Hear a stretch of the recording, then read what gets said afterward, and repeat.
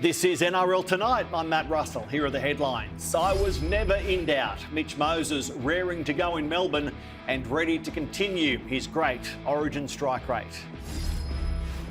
Can Queensland counter Hudson Young? Steve Roach breaks down a true Origin performance. And where to for Benji's boys as Jerome Luai sends Leichhardt in for surgery by lifting the face of every Tigers fan. Also tonight, how hot are the Dolphins right now? Has there been a better charge down than Will Kennedy's?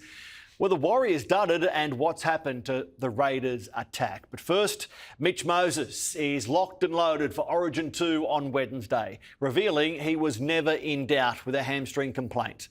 The Game 1 scratching has been man of the match before in this arena and won 4 of his 6 games. As usual, he's approaching the Maroons with his confidence level high, despite not playing for 32 days. Mitch Moses is certain he'll be playing in Game 2. Yeah, I'm ready to go. Are you okay, Yeah, I'm good. Ready to go. How confident are you? Very. The Eels playmaker missed the Origin opener with a hamstring strain, and after going through specific drills to test it out over the last week, he believes his body will be good to go on Wednesday night. Yeah, it's fine. Honestly, the hamstring was a scratch on my hemi, so it's just a bit disappointing, but yeah, it is what it is. Moses full of confidence heading into the second game of the series. What gives me confidence? I'm not too sure. I'm confident in myself that I've put the work in, and there's still a few more sessions to go. So I've put the work in. I feel like I'm in a good position at the moment to be able to perform on Wednesday night. Debutant Mark Nwanganitawaze is slightly more nervous about suiting up in the Blues jersey, despite having the experience of playing for the Wallabies. I've heard how intense and physical the game is, so I've got to make sure I can breathe and at the same time focus, because it's we're coming up against a quality side with a number of talented players.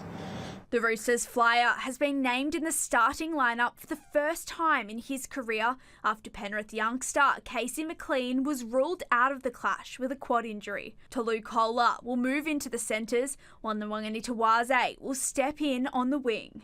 Because it's centre Origin. Like, I've grown up watching it, and it's something I've imagined to be being part of, and now I'm actually here. So yeah.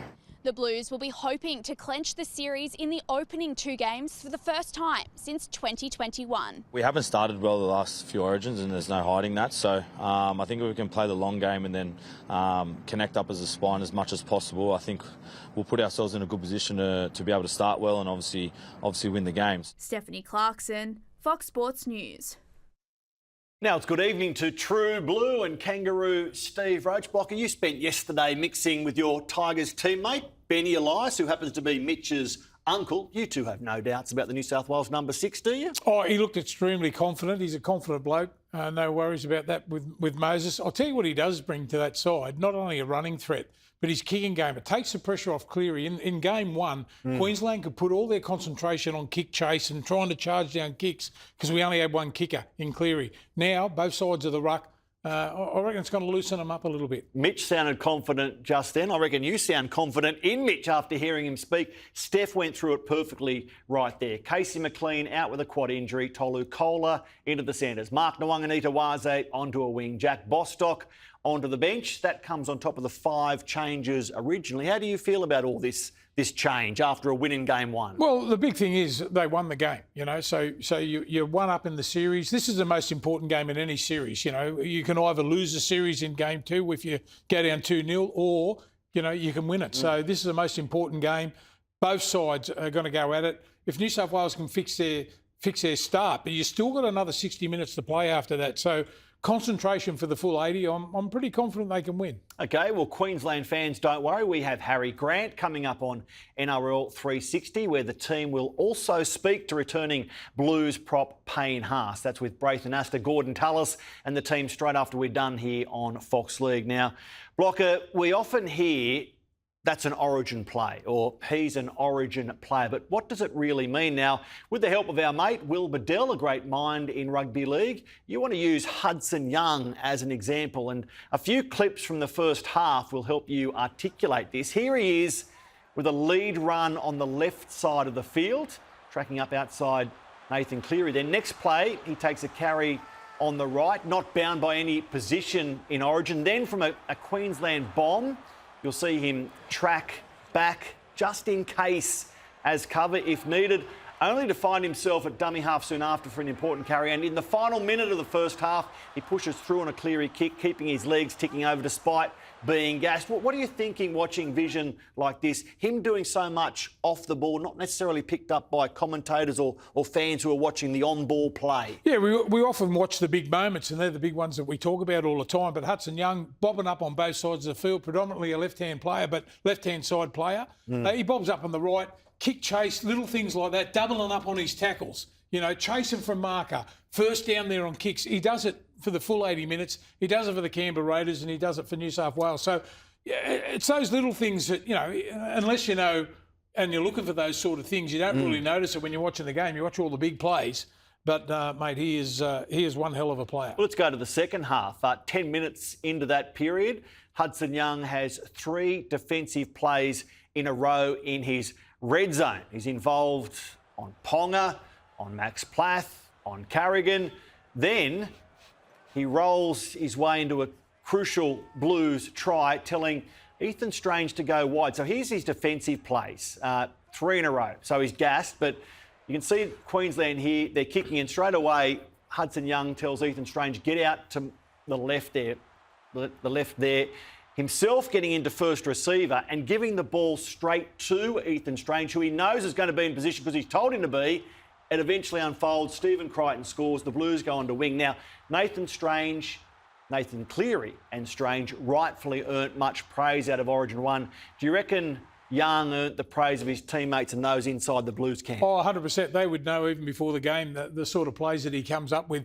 Look, it's pretty hard not to admire yourself after you make a couple of tackles and you go, oh, mate, I've done my job. The great thing about the great players, they don't drop off. They don't look up at the replay screen and see how good they're going. They just get on with the job, put their head down.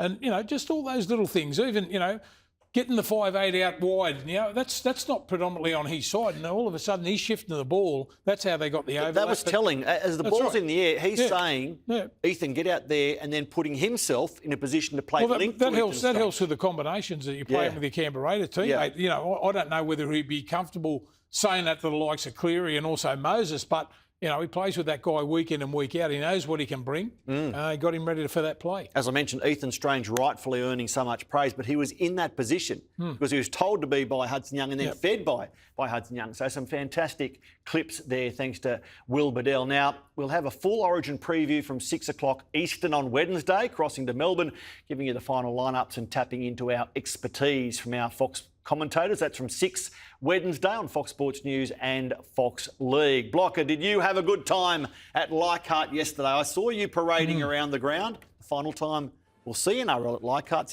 until 2028. I had a magnificent time. I really loved it, being there with my old mate Ciro and Benny and those sort of guys. Wayne Pearce, obviously. The crowd reaction. We have the best fans in the game. There's no doubt about that. It started to pour rain. And you had a look at the hill. There was only standing room. There was no room left. They all get on the hill there and pouring down rain. You got to pay tribute to the fans. And great to see the Tigers yesterday. Well, the West Tigers yesterday hit back after they were flogged the week before, and they reacted yesterday. And I was so happy for them. So it's Campbelltown or CommBank for the next 18 months. What were you and your famous Tigers old boys told about the revamp, Stephen? Apart from giving Benny some dress tips yesterday, did you give him any idea about what's going to happen there? Is there going to be a new car park?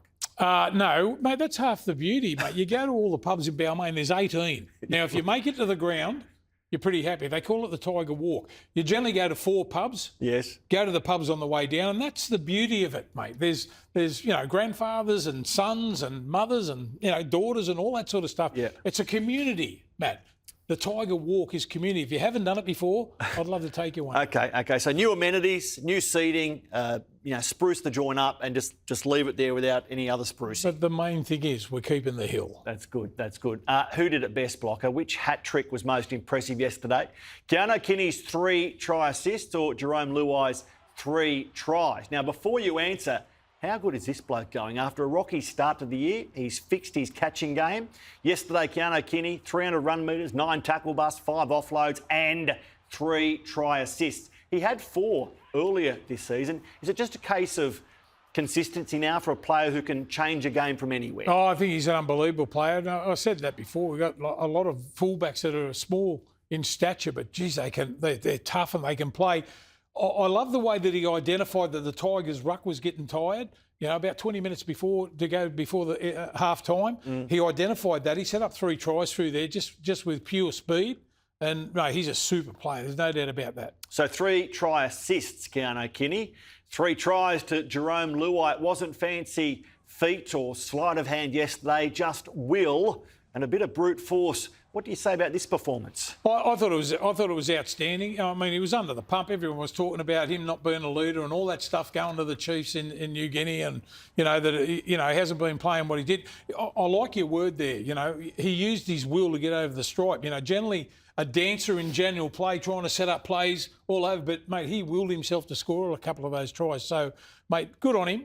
I'm so happy for him that, under pressure, it's easy to buckle under pressure, but he did it for his teammates and did it for Leichhardt yesterday. Is there a lesson to every rugby league player there, every athlete, that if you're under pressure, rather than trying to be more fancy or deliver more elaborate play, just peel it back. Yeah, go hard. Yeah, go back to the basics, mate. Yeah. It's a basic game, really. When you boil it down, we talk about it a lot, but when you really boil it down, it's about will.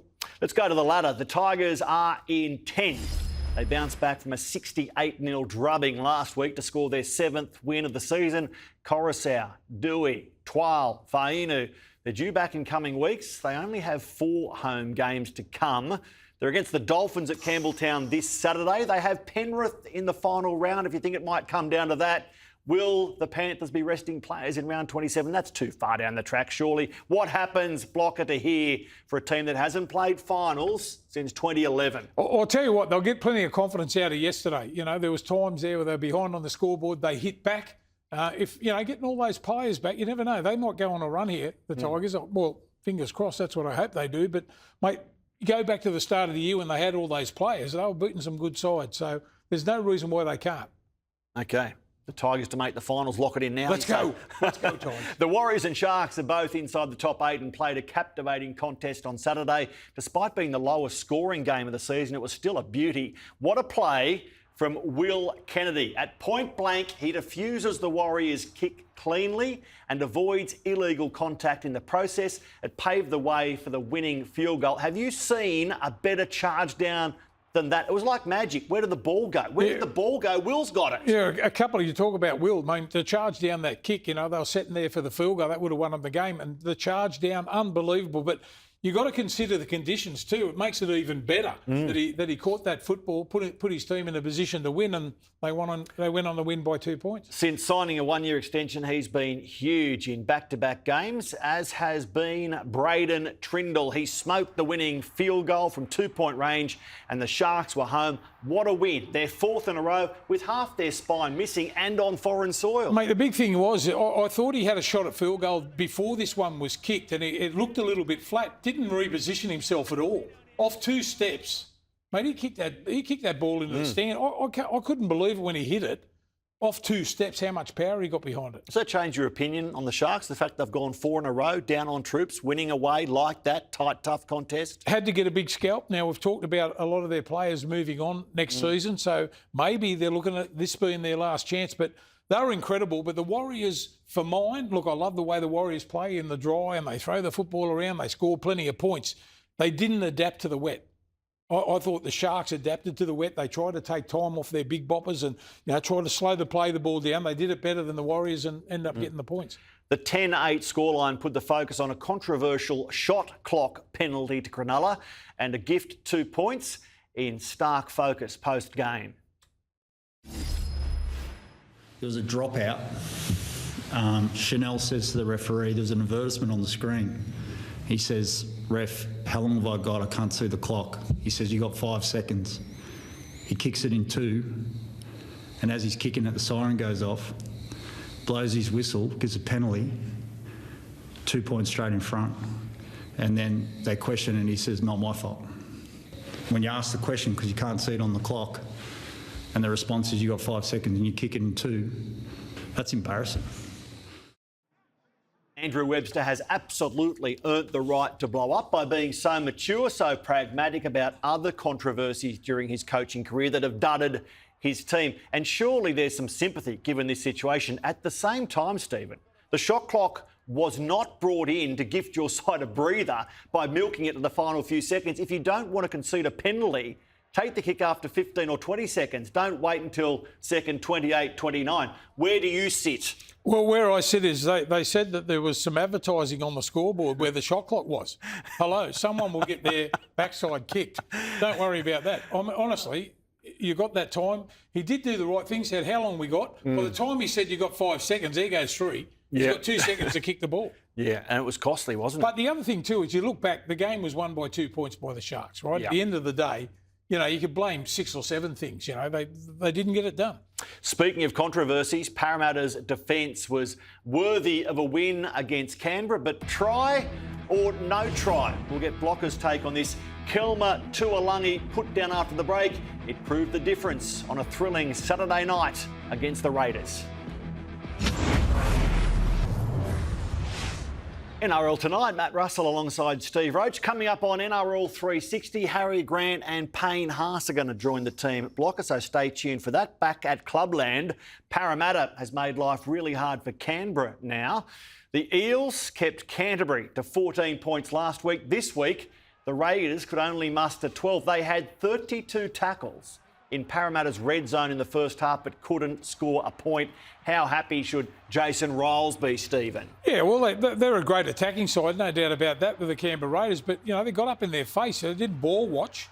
A couple of balls not going to hand there for the Canberra Raiders, but they create plenty of opportunities. And you've got to get your jersey in the picture, haven't you? They scrambled well. For a team that hasn't got many superstars, mate, they're playing well, Parramatta. Absolutely. They're good to watch. Absolutely. He's a good coach. Yeah. How does a team boasting names like Weeks, who else? Laurie, Savage, Starling, not score for 160 minutes of game time? Because that was the period from late in the North Queensland game to midway through that Parramatta game, kept scoreless by the Roosters. The Green Machine couldn't score. Does it look like frustration? The more that you get pulled back and it looks like you're going to score, the harder you try. I'll tell you one thing, but if they can get out of this, there's one bloke who can get them out of it, and that's Ricky Stewart. If you want to learn about attack, I mean, he changed the game, Ricky Stewart, with his long passing game, and I think they'll be right. But mate, they're going to struggle to make the 8 now. Ethan Sanders still early in his career, but you were saying off air, if he wants to be anywhere, he wants to be under Ricky Stewart. Well, he's a bloke, of course, what a great mentor for him. And, as I said, if someone's going to pull you out of your attack, it'll be Ricky Stewart. Both sides of the game, the skills of the game, the toughness of the game. Now, here's Ricky after the game. We're disappointed, obviously, mate. It's a... it was completely different to last week. The effort and the performance was completely different, and we lacked that last week in regards to that ability to compete and the longevity of the effort. The coach was neither here nor there when it came to a contentious Kelma Tuolangi try in the wash-up. This put-down you're about to see, and the 4-pointer was pretty important. It was sent up try. Did they get that one right, Blocker? I've just got to have a look at the slow motion. I've watched it before. Do his fingers come off the ball? If they do, it's no try. I don't think they do. Yeah, well, if they don't... I couldn't see a shot that showed any separation. Well, explain to us too that they've changed the rules a little bit now. Now, if you have separation, you've got to re-grip. You don't have to do that anymore. No. If your fingers are on the ball on the way down, you know what? I'm going to go out on the limb. I'm going to say it's a try. Especially when it was sent up try by the referee. There had to be conclusive proof that there was separation in this put-down. I don't think we saw a frame where there was. So. I just reckon he had the last bits of his fingertip on the ball. And pressure. If there was any hint of separation or no try, do you reckon Ricky would have been so dismissive of it post-game?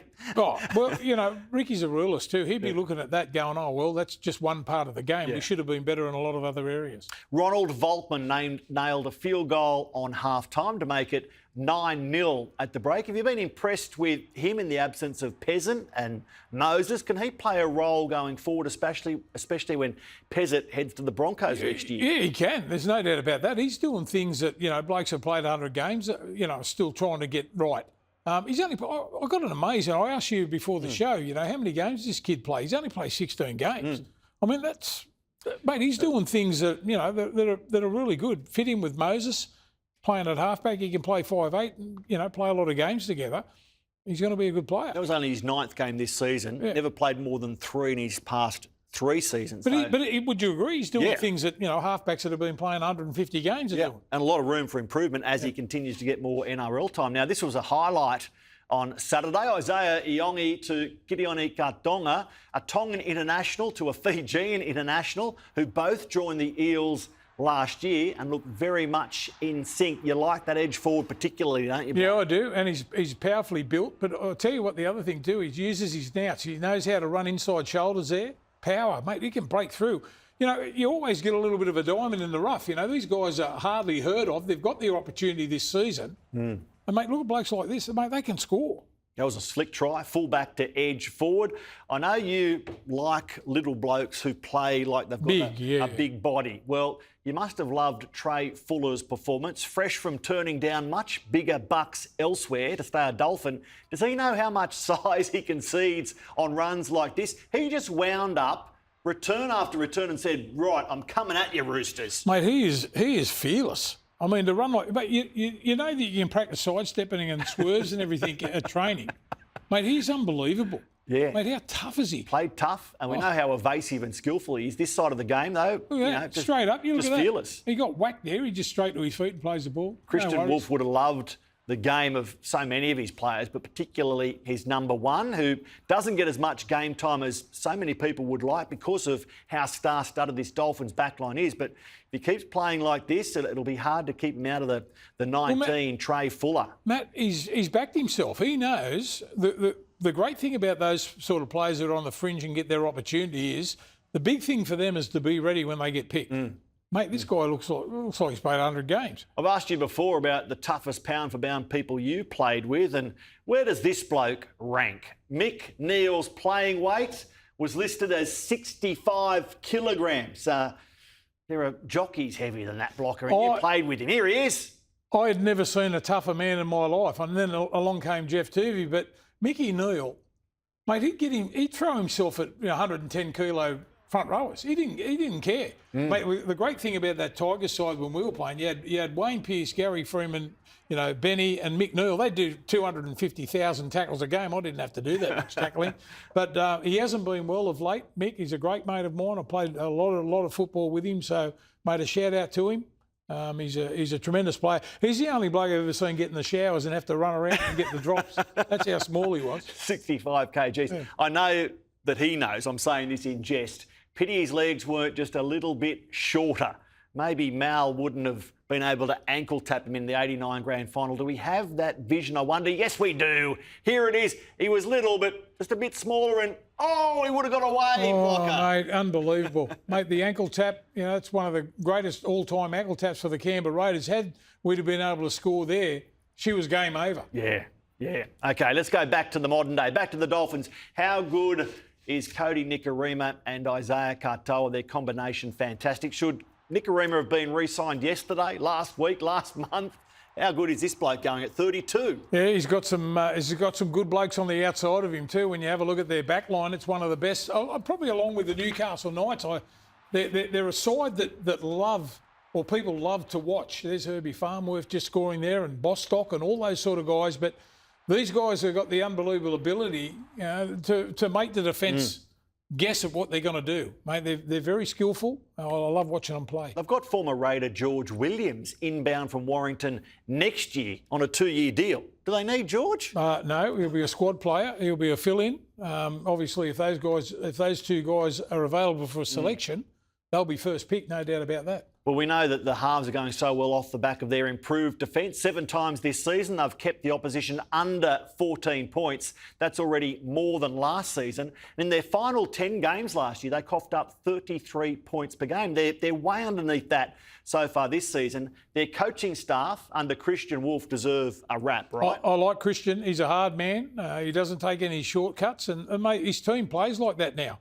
The big thing for them to fix up, we always knew that the Dolphins with with the attacking ability they could score, I think they take a note out of the Panthers' books. The Panthers know they can score, but their defence is as good. After starting 2-5, the Dolphins have won 6 straight to crack the top 4. What are they building towards this season, I wonder? I'll ask it this way. If they played Penrith tomorrow in the grand final, would you give the Dolphins a chance? I'll give them a chance. Mate, they've got the ability to score plenty of points. You know what I'd love to see those two sides play? On a Sunday afternoon. In the dry. In the dry.